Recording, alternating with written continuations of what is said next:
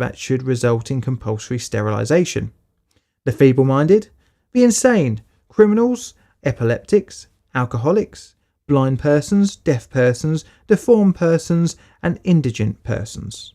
By the 1960s, Lauchlin's model was responsible for 64,000 individuals being forcibly sterilised under eugenic legislation in the United States. The law would be used as the basis for the law of the prevention of hereditary diseased offspring, the 1933 Nazi legislation that would ultimately result in 400,000 people being sterilised against their will. But Lauchlin's exploits didn't just end with sterilisation laws. He was also used for extensive statistical testimony to the United States Congress in support of the Johnson-Reed Immigration Act of 1924. This law limited immigration to the United States from Asia and set quotas on the number of immigrants from the Eastern Hemisphere.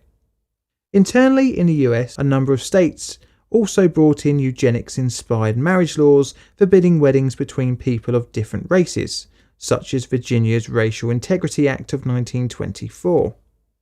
After the 1921 Eugenics Congress, the Permanent International Eugenics Committee was retitled in 1925 to International Federation of Eugenics Organizations, bringing in future Nazi Eugen Fischer, and this is where our story takes a turn into scientific racism. Davenport, in 1922, attempted to prove the dangers of interracial relationships with his book Race Crossing in Jamaica. The book gained wide ridicule, as the conclusions within stretched far beyond the data provided, and in some cases even contradicted it.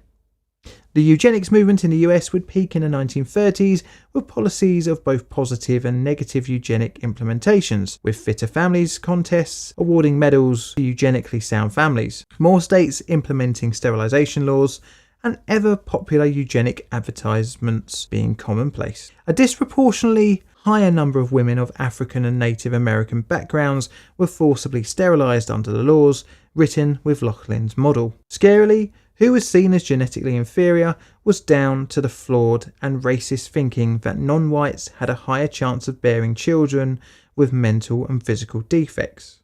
Women in general were targeted with more of these laws, resulting in roughly 61% of all eugenic sterilizations being performed on women. So much so was the influence of the US eugenics movement that the methods for eugenics-based discrimination would be imported back to Europe, and a new hateful political ideology building up in Germany. Much like the rest of Europe in the early 20th century, eugenics was deemed by many German scientists as a legitimate study. The eugenics programs followed very closely the lead of the US, and once the Nazis got into power in 1933, the discrimination went into overtime. German eugenics was split between two types of thinking. The more moderate Wilhelm Schallmayer, who rejected the race element in the field, but his version of the study would be by the 1930s be drowned out by Alfred Polet and his more racist view of eugenics. He was a proponent of the cruel racial hygiene movement, which he published in his 1895 book, Racial Hygiene Basics. In 1933, he was put on to the Expert Advisory Committee for Population and Racial Policy. This was tasked to advise the Nazi Party on how to best implement eugenic and racial hygiene policies. And this brings us back to Lauchlin's model of compulsory sterilisation and its implementation in the law for the prevention of hereditarily diseased offspring. This would put alleged cases of hereditary illness up in front of a genetic health court. Hitler, in private, expressed his interest in pushing the program towards euthanasia, but stopped short of implementing it during peacetime. But as Germany started rearming and setting its sights on war, the policy would be brought in. In 1939, a trial case of euthanasia was used in the murder of 5-month-old Gerhard Kirchner, who was blind as well as having physical and developmental difficulties. The murder was undertaken by Karl Bandt, one of Hitler's personal physicians. 3 weeks after Gerhard's murder, the Reich Committee for the Scientific Registering of Heredity and Congenital Illnesses was created to register sick or newborns identified as defective. In October 1939, Adolf Hitler signed the Euthanasia Note, backdated to the 1st of September 1939, which authorized his physician Karl Brandt and Reichssteller Bühler to begin the euthanasia program, which post-war would be called Action T4. Germany had taken negative eugenics to a whole new level, seeing Darwinism as justification for the demand for beneficial genes and the eradication of the harmful ones.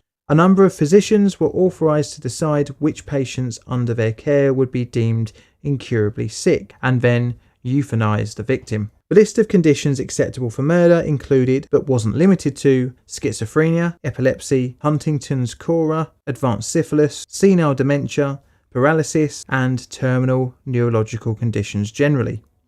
Between 1939 and the fall of the Nazi regime in 1945, an estimated 300,000 people were murdered throughout Germany, occupied Poland, Austria, and the Protectorate of Bohemia and Moravia.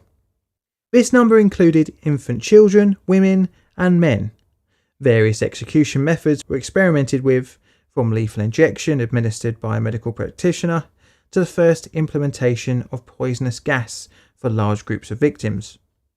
The first such instance, in January 1940, was at the Brandenburg Euthanasia Center.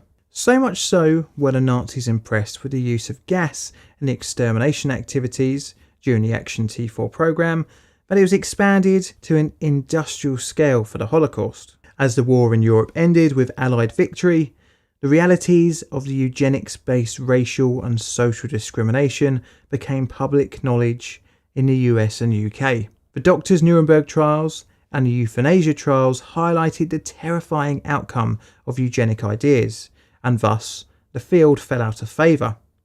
In the wake of the horrors of Nazi Germany, formalised policies of medical ethics and the 1950s UNESCO Statement on Race came into force. Several eugenic societies would back their definitions from the field, although forced sterilisations would continue into the 1960s, with it peaking in the 1950s. Eugenicists pushed more towards federal-funded birth control measures after the invention of the pill for their deemed undesirable groups, such as ethnic minorities and the poor. But the field couldn't shake off its links to the Nazis, and as such, many societies hemorrhaged members.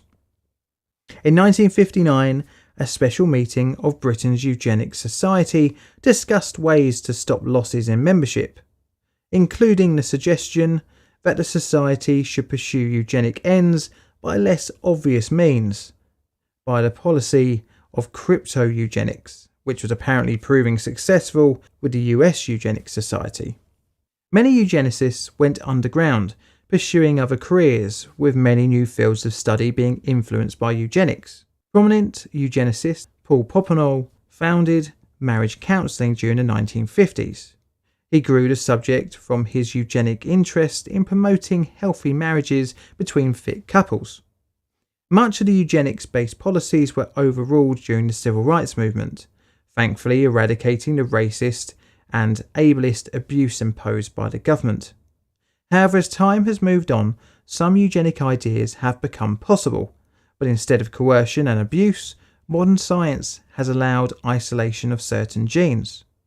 This, of course, is through genetic screening, and although controversial, it bypasses the horrors of negative eugenics. There are still many modern proponents of eugenics-backed societies.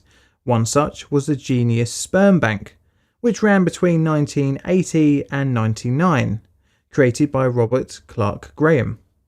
This bank was responsible for around 230 children conceived with sperm from high-achieving donors, of which some were Nobel Prize winners. But more than anything else, the field of eugenics produced some of the darkest outcomes of the 20th century.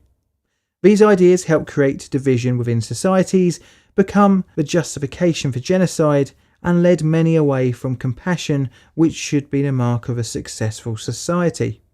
I wonder if Darwin could have ever envisioned the horrors that had taken inspiration from his work when he took those long strolls around the grounds of Down House. I know this has been a very dark and sad, as well as a long video.